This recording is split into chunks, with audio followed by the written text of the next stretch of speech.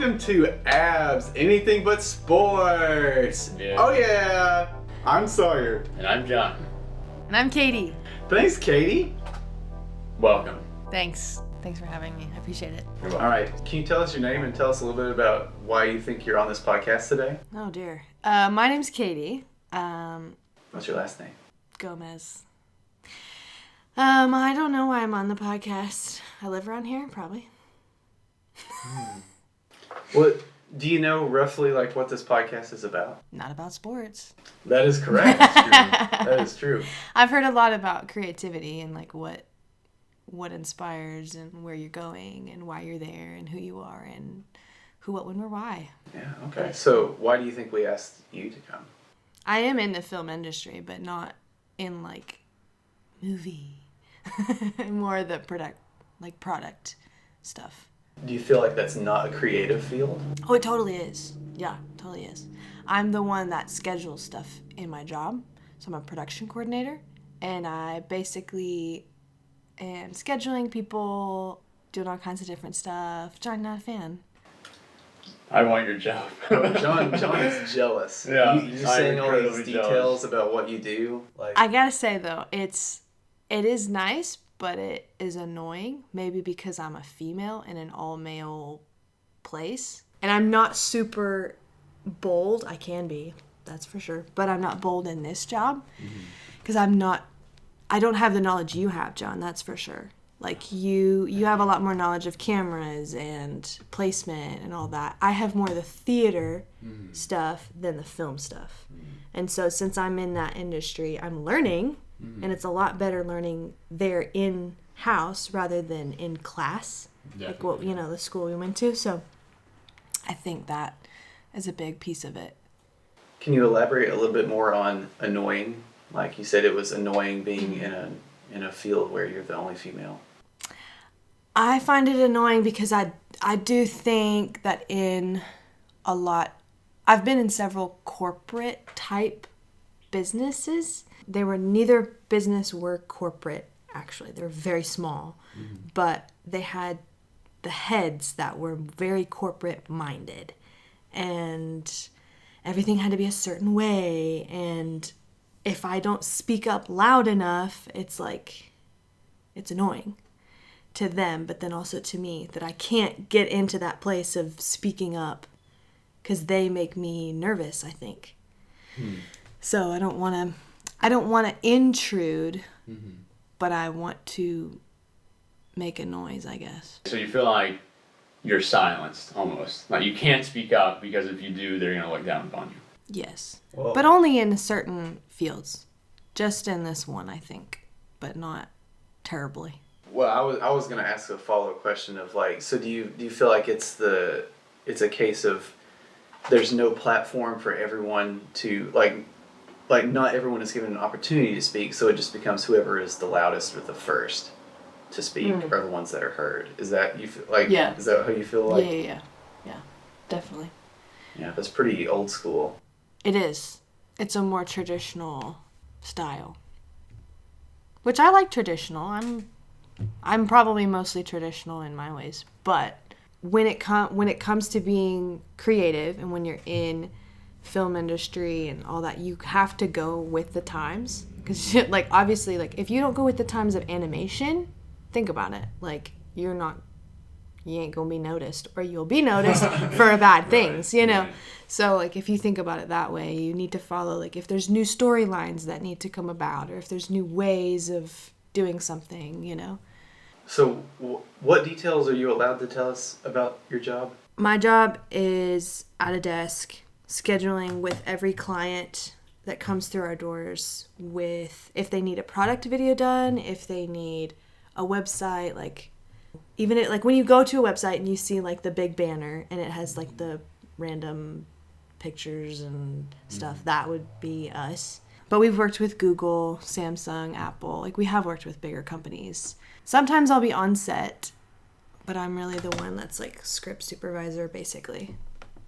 Making sure every detail's there. It's so awesome. No, it sounds, job, no, Katy. seriously, it sounds like a dream job, but there's several pieces to it that are just kind of just annoying, just because I can't speak up to it because I don't have your knowledge. If you were doing the job, you would do it very well. All right, so what's one of those things? Like if you're on set, what's one of those things you're like, oh shoot, I don't know about this. I think if it specifically with camera work, I definitely don't know enough of it. I barely know where the red button is. Like, every camera is different. But I think paying attention to so much detail, and you're like, oh, immediately that's wrong, or like immediately this has to change, or continuity and all that. And I'm a little slower to it. I'm a little slower of a processor anyway, so that adds to it. When the guys I work with are like so speedy fast, they know exactly what they're doing and how they're doing it and where they're going and what's supposed to happen. Whereas I'm over here like, yay! Like, Script looks good. this is great. Yeah. Oh, like, and you Right, find one right. thing that you're like, wait a minute, that was back then. Oh, we've moved on. You know. Yeah. So How does it feel to like be sitting at this table and see someone across the table like want your job and like their eyes light up and they wish that they had your job, but then you're sitting there like it's actually not as great as you think. Like what are the emotions around that? well, to sidebar it, I don't think that, like, I think it's annoying for me. That's the word I've just been tagging onto. But if John were in it, it would not be annoying for him. You would be able to do it, and I think they would respect you because of the knowledge you have, again. But it is intriguing, because I think there's been times where my husband was kind of jealous of some of the things I was able to do. Yeah. Like, he was a little jealous that I had an at-home job that I could kind of do whatever I wanted. Not with the job do whatever I wanted, but like I was at home, so I could go anywhere, you know? And so that was something that, like, I think that was a problem. And at the time he was doing interpreting over the phone, and so he had to stay at his desk the whole time on the phone, like not doing things that he wanted. He was just repeating what everybody was saying, like, next to him, and it was and that sounds like a drag, like it does. Right. But, and it was for him, and he didn't enjoy it, but he learned a lot. So it is hard, because there's times where you're like, oh, I don't want to keep talking about this because I don't want to make you jealous of it, you know. Mm-hmm. No, I'm already jealous. Sorry.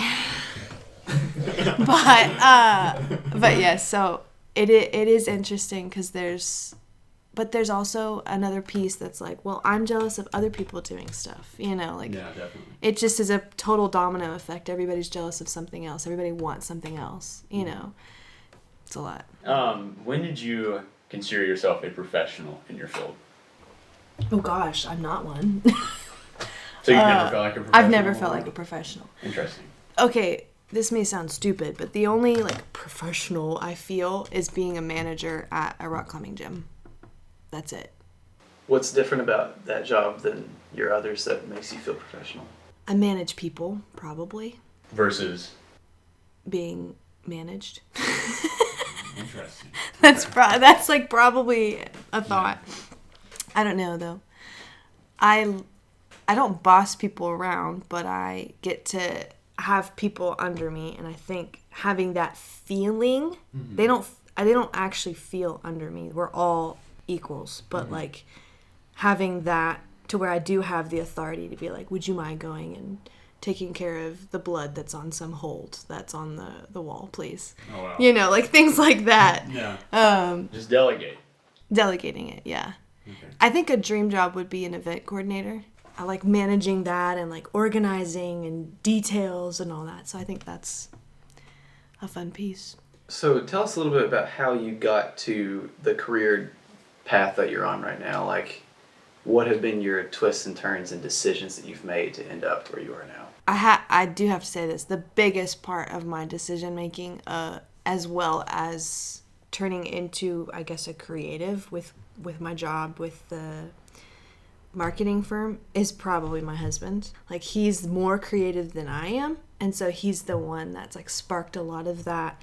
And being in college together and seeing what he can do, like, definitely sparked a lot of what I know I can do, because he was right there with me. I mean, we did several shows together where I was stage manager, a producer, and he was the director. so after or like during your college experience and experiencing all these new and different things and kind of like embracing those things, did you gain or lose any opinions that your family disagreed with, or like did that create any tension between you and your family?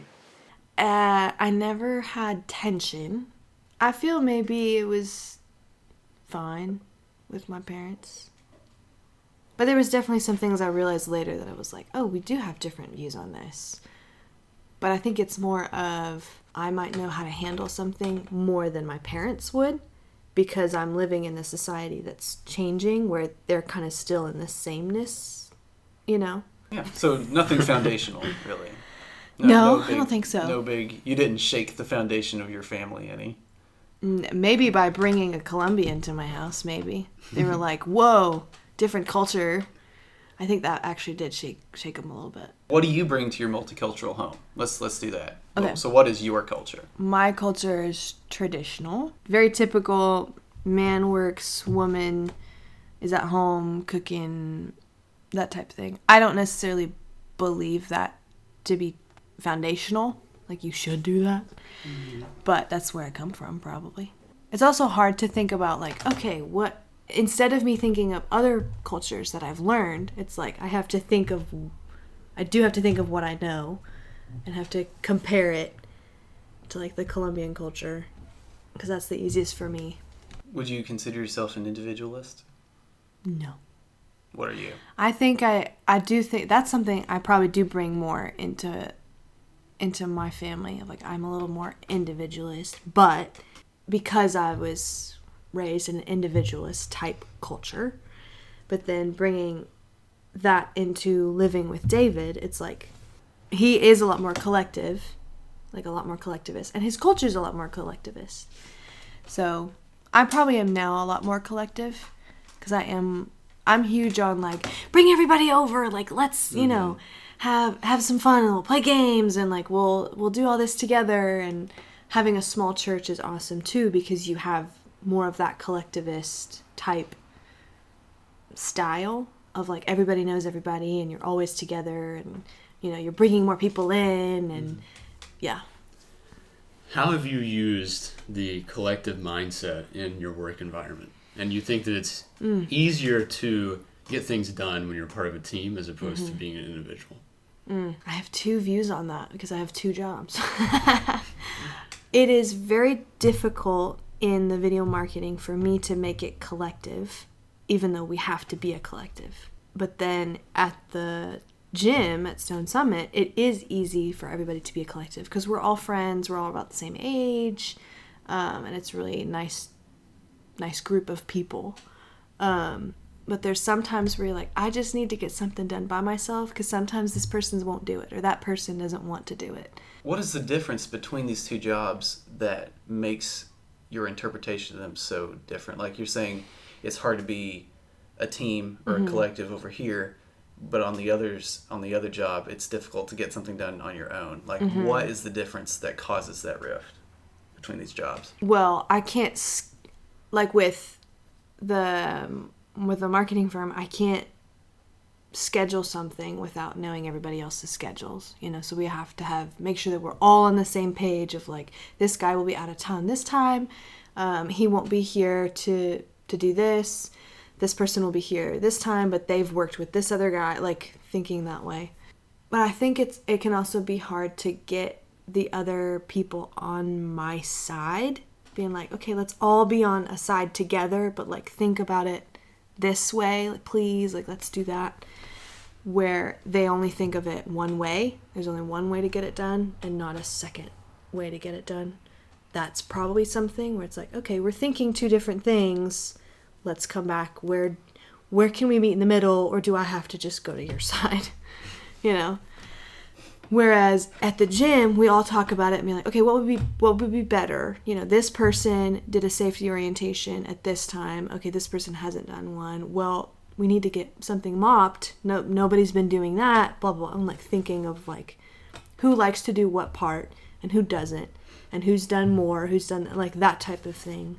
If that, like, does that make sense? Well, it seems like this is more of like a company problem because it feels like the principals at your, production coordinating job seems like everyone just like doesn't like each other. It sounds No, like y'all it's do, the though. people. Yeah. Yeah. No, that's definitely a thing. The guys all like each other. The dad and his son, they work together. Mm-hmm. And then there's a friend that works there. And then there's me, which I've known the dad and son since I was born.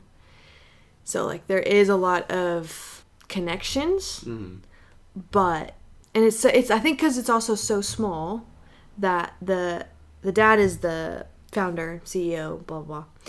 And he really does like things done a certain way. And it's all, like, done, it seems all done in one way. And it doesn't seem like I can do it another way.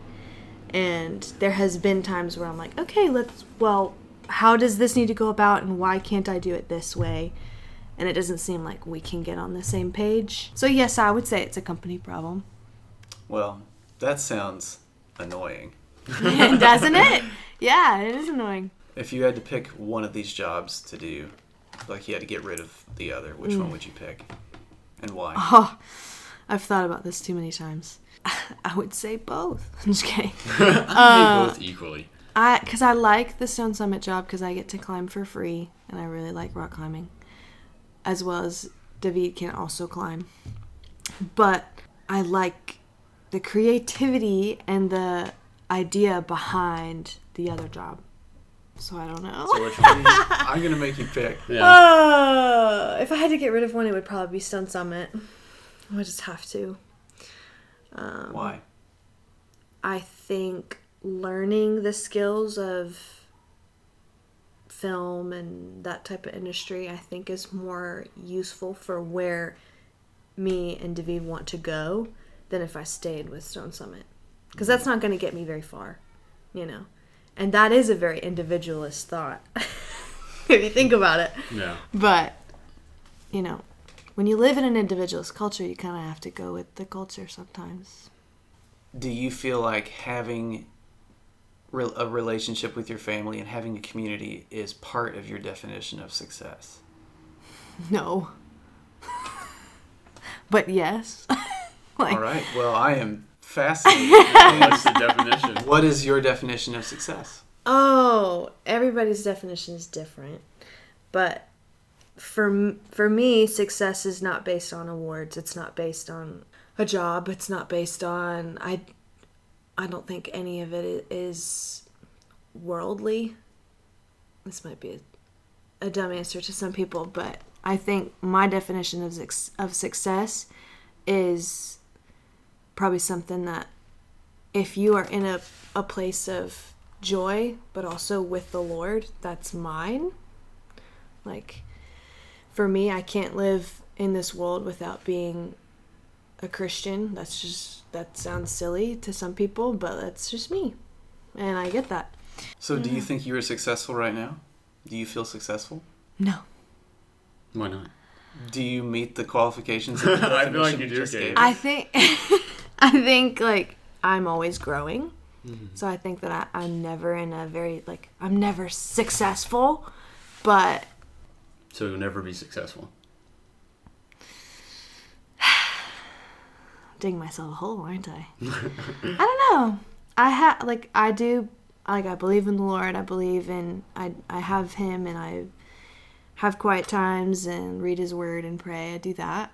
There's always room for more, and there's always room for more joy to spark in my life as well as other people's lives. So I think I'll never truly be successful. But to me, that's up to the Lord. I don't think I can say I'm successful. If I'm also thinking of in the world, I definitely don't think I'm being successful. But then again, some people would say that I am. I'm working. I have 2 jobs. I can go to the grocery store. I'm doing all these things. I'm doing the right things by society. So even to society, I might be successful. So you think, though, that an individual can never define success for themselves? I think they can. But you just said that. Should you don't know they? if it should. I don't know. Yeah. Yeah. I don't know. Interesting. So are you satisfied with the idea of potentially never feeling successful? Doesn't bother me. How come?